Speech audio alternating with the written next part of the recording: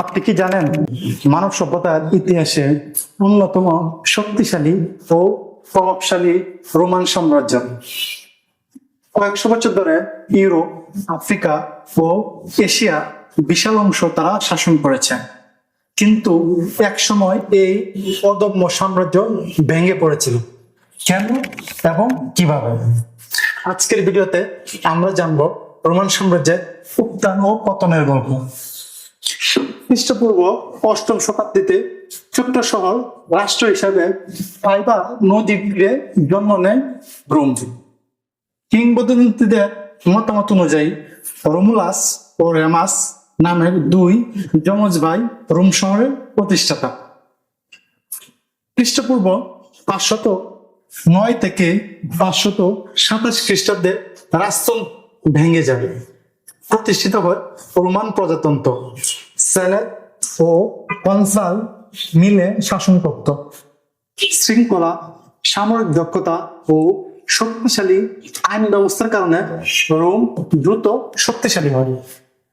আসুন জেনে নেই সে সময় কিভাবে বিস্তার হলো রোমান সাম্রাজ্যের। রোম একে একে ইতালি, গ্রিস, উত্তর আফ্রিকা, স্পেন ও এশিয়ার মাইনর জয় করে। সামরিক বাহিনী, রাস্তা নির্মাণ ও প্রশাসনিক দক্ষতা রোমকে অপ্রতিরোধ করে তোলে। খ্রিস্টপূর্ব 527 থেকে খ্রিস্টাব্দ 476 সালে জুলিয়াস সিজারের উত্থান ও হত্যার পর অগাস্টাস প্রথম সম্রাট হন। এক্স রোমানা বা রোমের শান্তির যুগ শুরু হয়। প্রায় 200 বছর স্থায়ী হল। এ সময় রোমান আইন, স্থাপত্য, সংস্কৃতি ও বিজ্ঞান বিশ্বকে সমৃদ্ধ করে। আসুন এবার আমরা জেনে নেই রোমান সাম্রাজ্যের পতনের গল্প। রোম কেন ভেঙে পড়েছিল?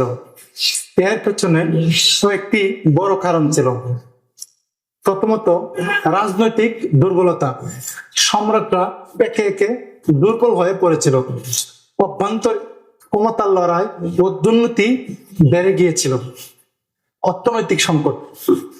বিশাল সাম্রাজ্য টিকিয়ে রাখতে প্রচুর অর্থ লাগত।